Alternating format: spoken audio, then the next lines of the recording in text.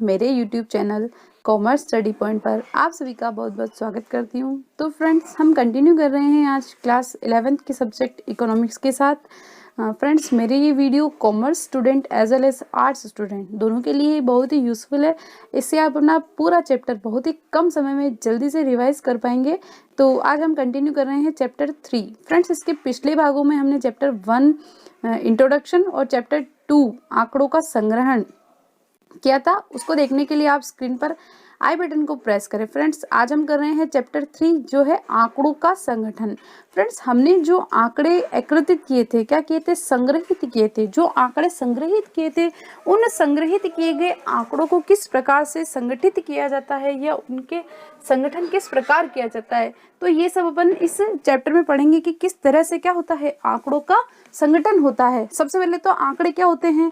आंकड़ों अपन ने पढ़ा था कि एक ऐसा अपरिहार्य साधन है जो क्या करते हैं, किसी समस्या को सुलझाने में, नीति निर्माण में क्या होते हैं, सहायक होते हैं। किसी समस्या के लिए क्या ठोस और साक्ष्य जुटाने के लिए क्या होते हैं, सहायता करते हैं। तो फ्रेंड्स, अब वो जो आंकड़ेपन प्राप्त करते हैं, अपन ने आंकड़ा संग्रहण की विधियां पढ़ी थी, व्यक्तिगत साक्षात्कार, टेलीफोन द्वारा साक्षात्कार या डाक द्वारा साक्षात्कार। ठीक है, फिर अपने को जो आंकड़े हुए उनमें कुछ त्रुटियां थी, प्रतिचयन त्रुटि, अप्रतिचयन त्रुटि, ये सब चीजें अपन ने पढ़ी थी। तो फ्रेंड्स, अब उस चैप्टर तक तो ये है कि अपन ने आंकड़े कलेक्ट कर लिए। ठीक है, अब वो आंकड़े जो कलेक्ट कर लिए, इकट्ठे कर लिए, संग्रहित कर लिए, उन संग्रहित किए गए आंकड़ों को अपन कैसे संगठित करेंगे, कैसे वर्गीकृत करेंगे, किस तरह से उनको जमाएंगे। तो ये एक तरह से क्या है, आंकड़ों को जमाना, यानी कि उनका संगठन। यानी कि आपके पास फैले हुए बहुत सारे आंकड़े होंगे तो आप उनको कैसे उनको क्लास वाइज क्या करोगे, जमाओगे, संगठित करोगे।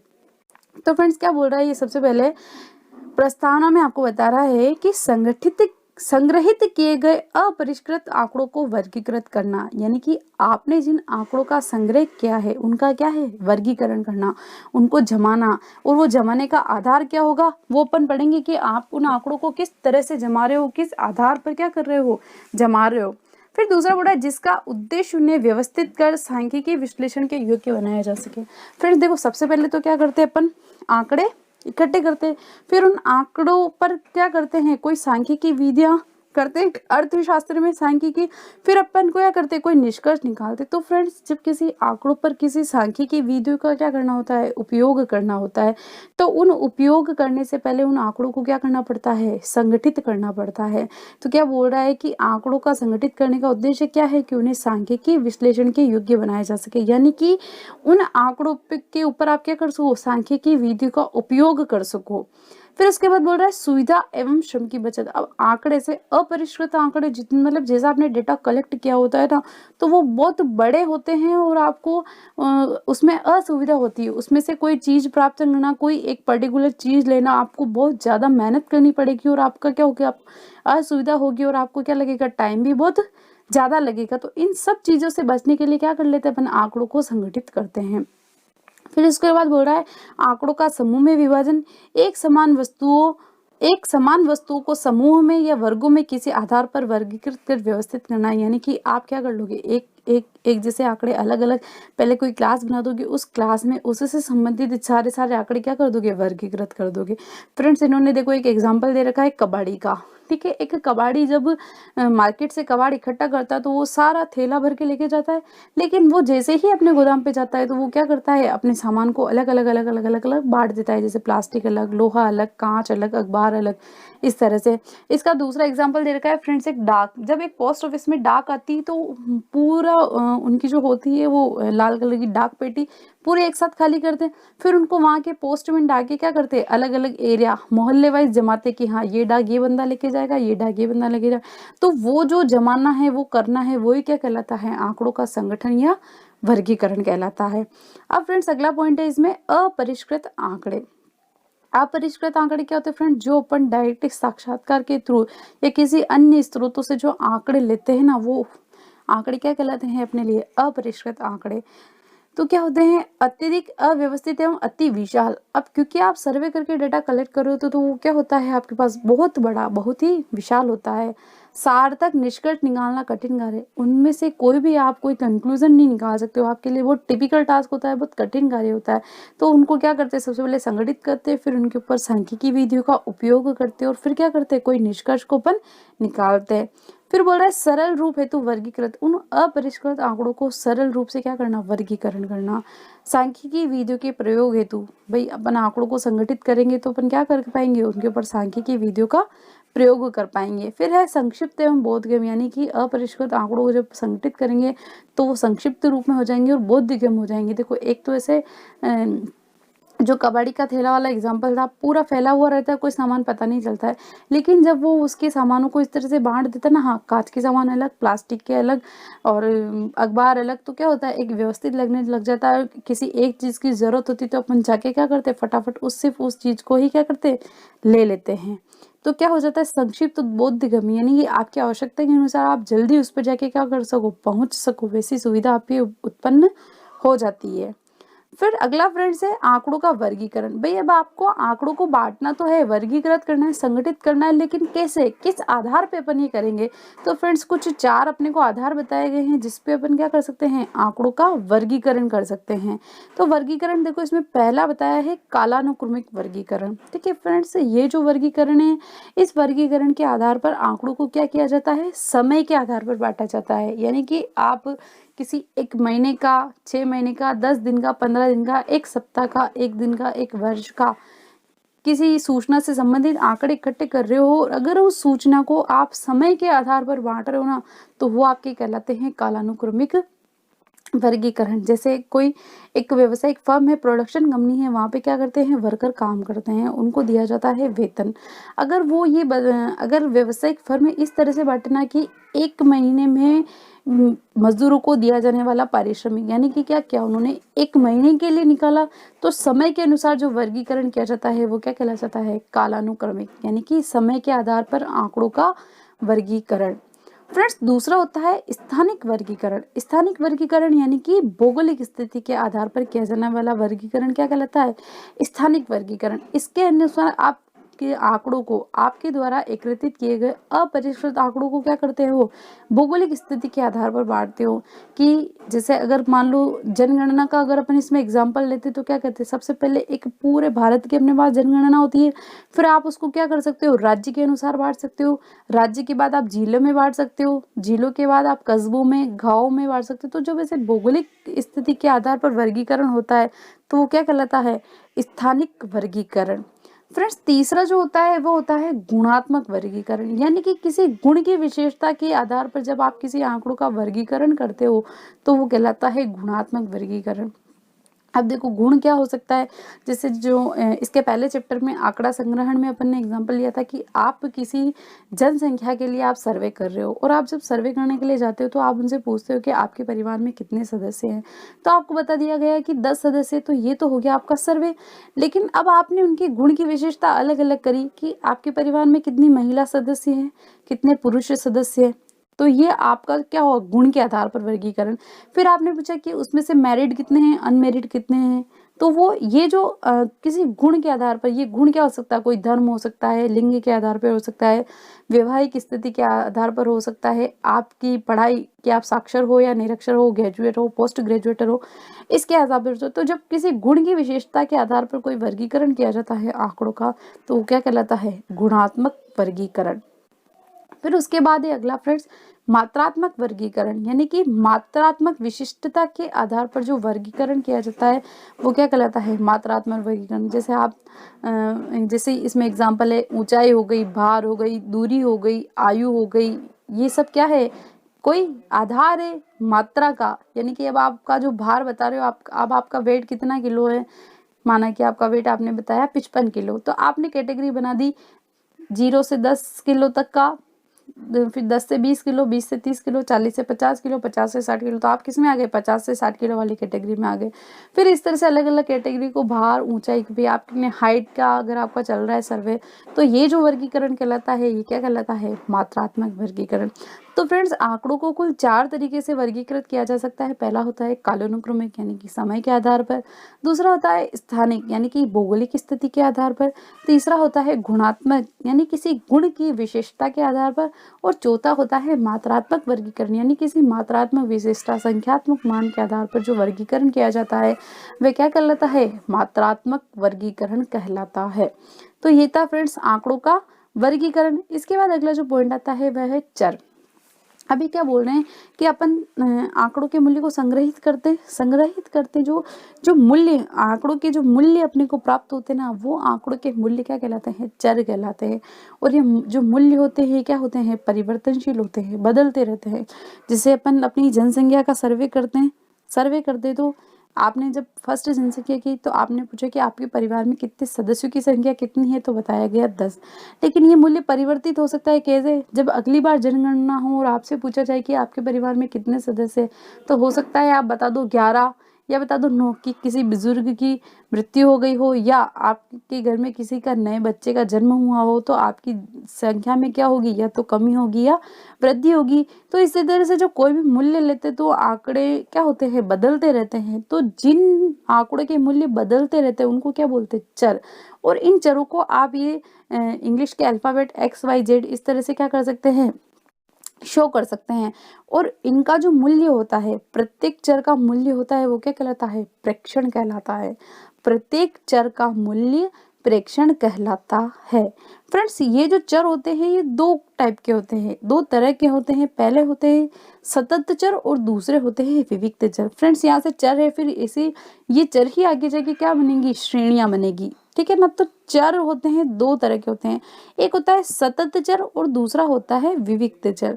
तो फ्रेंड्स सतत चर क्या होते हैं, कोई भी पूर्णांक मान, आपके भिन्नात्मक मान या यथावत भिन्न नहीं मान, ये सब आपके क्या होते हैं, सतत चर। अब आपको सिंपली ये चीज देखनी है कि जो चीज आपके पॉइंट्स में आ सकती है, बटा में आ सकती है, भिन्न के रूप में आ सकती है, पूर्णांक, ये सब तो क्या होंगे, सतत चर। दूसरे विविक्त चर यानी कि निश्चित मान, जो संख्या पॉइंट्स में नहीं हो सकती, एक पूरा होल नंबर होगी, निश्चित मान होगी, वो क्या कहलाएगी, विविक्त चर। फ्रेंड्स इसको आप एग्जांपल से याद रखो, जैसे भार, समय, दूरी। अब ये क्या होते हैं, पॉइंट्स में भी हो सकते हैं, भिन्न के रूप में भी हो सकते हैं। अब जैसे माना कि भार आधा किलो यानी कि क्या हो सकता है, 0.5 kg हो सकता है, 500 ग्राम हो सकता है, क्या हो सकता है, 1/2 किलो हो सकता है। इसी तरह से समय और दूरी भी होती, तो ये क्या होते हैं, सतत चर। लेकिन विविक्त चर क्या होते हैं, निश्चित मान होते हैं, या पॉइंट में बटा में इस तरह से नहीं लिख सकते। तो क्या होते हैं, जैसे आप किसी की संख्या बता रहे हो, आपने सर्वे किया कि इस क्लास में कितने बच्चे हैं, ठीक है ना, बच्चों की संख्या, तो वो क्या होगा, एक विविक्त चर। क्योंकि बच्चों की संख्या कभी पॉइंट में नहीं हो सकती, कभी भिन्न के रूप में या बट्टा के रूप में नहीं हो सकती। आप ऐसे थोड़ी बता सकते इस क्लास में 1/2 बच्चे हैं, नहीं होता ना। एक निश्चित मान होता है, पूर्णांक होता है, पूरा जो भी होगा पूरा होगा, निश्चित मान, तो वो क्या कहलाते हैं, विविक्त चर। फ्रेंड्स ये जो होते हैं ये एक मूल्य से डायरेक्ट दूसरे मूल्य पे क्या करते हैं, उछाल करते हैं, उसके बीच की संख्या पे कहीं नहीं रुकते, तो वो कहलाते हैं विविक्त चर। और सतत चर क्या हो सकते हैं, बीच में रुकते रुकते, जैसे आप 1 से 2 पे जाना है, तो जब आप 1 से सीधा 2 पे जाओगे तो वो होगा विविक्त चर। लेकिन आप 1.1, 1.2, 1.3, 1.25, 1.30, तो वो क्या हो जाएगा आपका सतत चर, ठीक है। तो आपको विविक्त चर में तो क्या ध्यान रखना है, पूरा एक मूल्य, निश्चित मूल्य जो होता है वो विविक्त चर है। और जो भिन्न के रूप में हो सकते हैं, बटा के रूप में हो सकते हैं, दशमलव वाली संख्या हो सकती है, वो क्या कहलाती है, आपकी सतत चर। सतत चर के क्या उदाहरण है, भार हो गया, समय हो गया, दूरी हो गई। लेकिन विविक्त चर का क्या है, किसी कक्षा में छात्रों की संख्या, ठीक है। फ्रेंड्स अब अपन ने क्या करा, आंकड़े को संग्रहित कर रहे हैं अपन, संग्रहित करके सबसे पहले अपन ने क्या करा, उनका वर्गीकरण करा। कैसे करा, कालानुक्रमिक वर्गीकरण करा, स्थानिक वर्गीकरण करा, गुणात्मक क्या, मात्रात्मक करा। फिर आपने क्या बनाए, चर बनाए। और अब जब चर, उन आंकड़ों को संग्रहित करके आपने चर बना दी, तो अब आप उसकी जो एक बनाओगे सारणी, उसको क्या कहते हैं, बारंबारता वितरण। यानी कि आपने जो आंकड़े इकट्ठे किए हैं उनको टेबुलर फॉर्म में प्रेजेंट करना, उनको एक टेबल सारणी के रूप में प्रदर्शित करना। वो जो सारणी होती है वो क्या कहलाती है, बारंबारता वितरण, फ्रीक्वेंसी डिस्ट्रीब्यूशन। फ्रेंड्स ये क्या बोल रहा है, देखो, अपरिष्कृत आंकड़ों को एक मात्रात्मक चर में वर्गीकृत करना। यानी आपके पास जो आपके मात्रात्मक चर हैं उनको क्या कर रहे हो, आप वर्गीकृत कर रहे हो। बारंबारता, वर्गों में चर की संख्या, यानी कि एक वर्ग में उससे संबंधित संख्या कितनी है वो क्या कहलाती है आपकी फ्रीक्वेंसी, बारंबारता। अब ये जो बारंबारता होती है कैसे ज्ञात कर सकते हैं, मिलान चिन्ह लगाकर। देखो फ्रेंड्स, ये ऐसा कुछ होता है, देखो वर्ग होते हैं, जैसे आपका वर्ग बना हुआ है 0 से 10, 10 से 20, 20 से 30, इस तरह से वर्ग बने हुए हैं। फिर उसके आगे आपको दे रखी होती है बारंबारता यानी कि f, और फिर होता है वर्ग चिन्ह। तो फ्रेंड्स देखो 0 से 10, अब ये जो 0 होता है ना, दो सीमाएं होती, कोई भी वर्ग होता है वर्ग की दो सीमा होती है, निम्न सीमा और ऊपरी सीमा। तो जो छोटी वाली होती है वो कहलाती है निम्न सीमा, और जो बड़ी होती है वो क्या कहलाती है, ऊपरी सीमा। फ्रेंड्स, इन दोनों को जोड़कर अगर इनका आधा किया जाता है तो अपने को प्राप्त होता है वर्ग चिन्ह, यानी क्या होता है, निम्न सीमा प्लस ऊपरी सीमा डिवाइड बाय 2 करेंगे तो अपने को क्या मिल जाएगा, वर्ग चिन्ह। और 0 से 10 ये इन दोनों के किसी वर्ग में दो मूल्यों के बीच का जो अंतर होता है वो क्या कहलाता है, वर्ग अंतराल। और उसके सामने जो फ्रीक्वेंसी होती है यानी कि उस वर्ग में चरों की संख्या वो क्या कहलाती है, बारंबारता। अब देखो फ्रेंड्स, यहाँ पे अपने पास ये है 0 से 10, इसकी फ्रीक्वेंसी आपको दे रखी 30 और वर्ग चिन्ह दे रखा है 5। तो क्या है, देखो 0 तो है निम्न सीमा, 10 है इसकी ऊपरी सीमा, 30 है इसकी फ्रीक्वेंसी यानी कि इस वर्ग में चरों की संख्या, और 5 है इसका वर्ग चिन्ह। ठीक है, इसको कैसे निकाला, निम्न सीमा प्लस उच्च सीमा डिवाइड बाय 2। फिर अब ये बोल रहा है कि बारंबारता वितरण का आलेखीय प्रस्तुतिकरण बारंबारता वक्र कहलाता है। फ्रेंड्स, अपन ये जो टेबुलर फॉर्म बना लेते हैं, इस टेबुलर फॉर्म को अगर अपन ग्राफ पेपर पे शो करते हैं ना, तो वो जो वक्र बनता है उसको क्या कहते हैं, बारंबारता वक्र कहते हैं। अब आपको बोल रहा है कि आप बारंबारता वितरण कैसे तैयार करें, यानी आपके पास बहुत सारे आंकड़े हैं, चर हैं, आप उससे किस तरह से सारणी बनाओगे, बारंबारता वितरण की सारणी को कैसे बनाओगे। तो फ्रेंड्स, जो उसमें सबसे पहला पॉइंट देखेंगे अपन, वो देखेंगे वर्ग अंतराल, कि भाई अपन ये जो बताना था ना 0 से 10, ठीक है, तो कि आपके जो वर्ग अंतराल, आप जो वर्ग बनाओगे वो समान आकार के होंगे या असमान आकार के। तो फ्रेंड्स देखो, इसमें दोनों ही कंडीशन है। असमान आकार के वर्ग का बनेंगे जहां परास अधिक हो, यानी कि आपके पास अपरिष्कृत आंकड़ों की सबसे छोटी संख्या और सबसे बड़ी संख्या के बीच का अंतर L-S, यानी कि लार्जेस्ट वैल्यू और स्मॉलेस्ट वैल्यू का जो अंतर होगा आपका परास, अगर वो बहुत ज़्यादा है तो आपके क्या बन जाएंगे, असमान वर्ग। लेकिन अगर और कोई कंडीशन होगी तो आपके क्या बन जाएंगे, समान आकार के वर्ग बन जाएंगे। फिर उसके बाद है वर्गों की संख्या। अब वर्गों की संख्या क्या, यानी कि आपके जो आंकड़े हैं आप कितने वर्ग बनाओगे। तो फ्रेंड्स, ऐसा कोई फिक्स नहीं होता है। तो नॉर्मली तो जो वर्ग बनते हैं, वर्गों की संख्या होती है 6 से 15। किसी सारणी में सामान्यतः 6 से 15 वर्ग बनते हैं। और अगर अपने को क्या दे रखा है, वर्ग अंतराल दे रखा है, अगर अपने पास वर्ग अंतराल अपने को पता है तो अपन क्या करेंगे, परास निकालेंगे। परास कैसे, largest value minus smallest value, यानी कि L-S। तो वो जो आएंगे, अब उस परास में क्या करेंगे अपन, वर्ग अंतराल का भाग दे देंगे, तो अपने पास क्या आ जाएगी, वर्गों की संख्या। फिर होता है वर्ग का आकार। वर्ग का आकार वही अपने परास के आधार पर निर्धारित करेंगे कि एक वर्ग कितना बड़ा होगा। फिर उसके बाद होती है वर्ग की सीमा, जो अपन ने पढ़ी ना, ऊपरी सीमा और निचली सीमा, निम्न सीमा और ऊपरी सीमा। तो फ्रेंड्स देखो, दो तरह की श्रेणियां बनती है, एक होती है समावेशी श्रेणी और एक होती है अपवर्जी श्रेणी। तो फ्रेंड, जो समावेशी श्रेणी होती है ना, उसमें किसी वर्ग की दोनों सीमाओं का मूल्य क्या होता है, उस सीमा में सम्मिलित होता है। तो ये समावेशी श्रेणी कुछ इस तरह से बनती है, 0 से 10, 11 से 20, 21 से 30, 31 से 30। इनके वर्ग की, एक वर्ग की उच्च सीमा और अगले वर्ग की निम्न सीमा क्या होती है, समान नहीं होती है, वो कहलाती है समान श्रेणी। और दूसरी होती है अपवर्जी श्रेणी। अपवर्जी श्रेणी में उच्च सीमा जो होती है, वर्ग की उच्च सीमा का मूल्य अगले वर्ग में क्या होता है, सम्मिलित होता है, और एक वर्ग की उच्च सीमा अगले वर्ग की निम्न सीमा की क्या होती है, बराबर होती है। तो ये जो वर्ग बनते हैं ऐसे बनते हैं 0 से 10, 10 से 20, 20 से 30 और 30 से 40। फिर उसके बाद आप वर्ग की बारंबारता कैसे निकालोगे, फ्रीक्वेंसी कैसे निकालोगे। तो फ्रेंड्स, मिलान चिन्ह लगाकर क्या निकालेंगे अपन, वर्ग की f फ्रीक्वेंसी।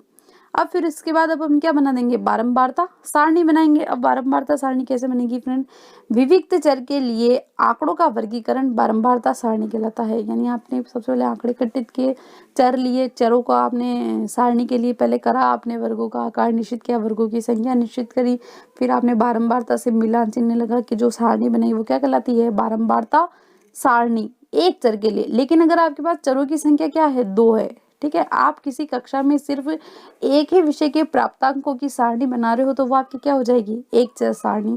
लेकिन आप एक कक्षा में किन्हीं दो विषयों के प्राप्तांकों की सारणी बनाओगे तो वो क्या कहलाएगी, द्विचर सारणी।